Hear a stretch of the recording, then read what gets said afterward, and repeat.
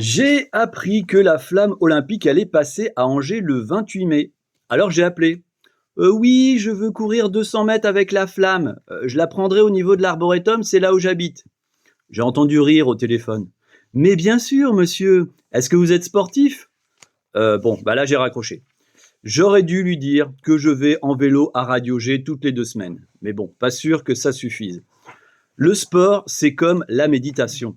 Ça fait du bien. Mais qu'est-ce que c'est chiant de s'y mettre alors qu'il y a tant de divertissements. Le 28 mai, je serai donc porteur de la flemme olympique. Il fera beau, ce sera donc canapé, bière, pizza. Je ferai le 3 fois 5 mètres entre la télé, le frigo et le four. Et je sais que beaucoup feront pareil et que pour certains, les anneaux olympiques deviendront des anneaux gastriques. Ah, les JO, on râle, on critique, mais bientôt tout le monde sera tout excité.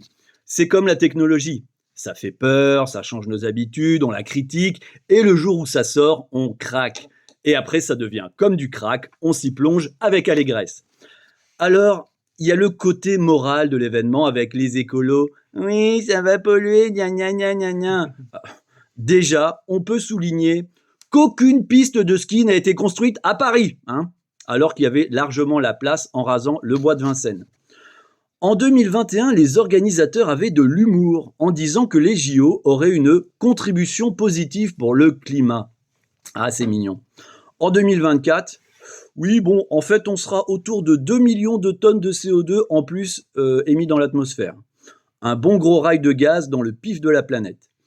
Évidemment, les écolos vont critiquer, alors que le foot au Qatar en 2022, c'était 3 fois plus de CO2 juste pour un sport. Alors on se détend. Changement de sujet avec cette transition bancale. Avant la flamme olympique du 28 mai, il y aura le 10 mars. Qu'est-ce qu'il y a le dimanche 10 mars? Le Ramadan, un des 5 piliers de l'islam. Je sens que PB commence à flipper. Oui.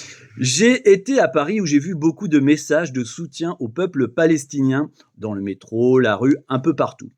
Alors cette série sur le Moyen-Orient est vraiment populaire. Étant végétarien, j'avais évité de regarder la préquelle, Hamas ta boucherie. Et puis les premiers épisodes de Carnage à Gaza m'ont vite donné la nausée. En fait, avec le recul, ma vision sur la situation a complètement changé. En réalité, Israël a préparé les Palestiniens à faire Ramadan. C'est dans un élan de fraternité qu'il prive les Gazaouis de l'aide humanitaire et les prépare ainsi à ne rien manger toute la journée. Et quand la nuit tombe, le moment où les musulmans peuvent manger, c'est le moment parfait pour attraper les rats. Quelle bienveillance d'Israël et quel manque de lucidité de notre part. Grâce à cette vision, j'ai aussi compris la politique de Netanyahou. En fait, Gaza est un vaste quartier prioritaire. Gaza, c'est le 9-3, c'est la banlieue. Et Israël a décidé d'y mener une opération de rénovation urbaine. Ainsi, on rase toutes les barres d'immeubles où les gens vivent entassés. Et quoi de plus efficace que l'armée pour cette mission qui vise à mieux intégrer les Palestiniens. L'objectif est aussi de créer de l'espace, avec moins de gens, pour aménager des parcs, pour respirer, se détendre, s'allonger sur une belle pelouse riche en fertilisants humains. Une pelouse sans pesticides. Israël garde un mauvais souvenir de son usage. La bande de Gaza deviendra une bande de gazon, un peu comme Central Park à New York, un vaste parc où vivront en paix Israéliens et Palestiniens, qui s'occuperont de l'entretien, des toilettes et vendront des rafraîchissements. Et qui sait si Netanyahou ne prépare pas un beau cadeau aux Palestiniens, l'organisation des Jeux Olympiques en Palestine. Les JO de Palestine, ça paraît évident tant c'est une terre d'épreuve, d'endurance où il faut un mental en béton pour passer tous les obstacles quotidiens. Voilà, au-delà de l'humour, auditeurs, auditrices, souhaitons ensemble la paix au Proche-Orient.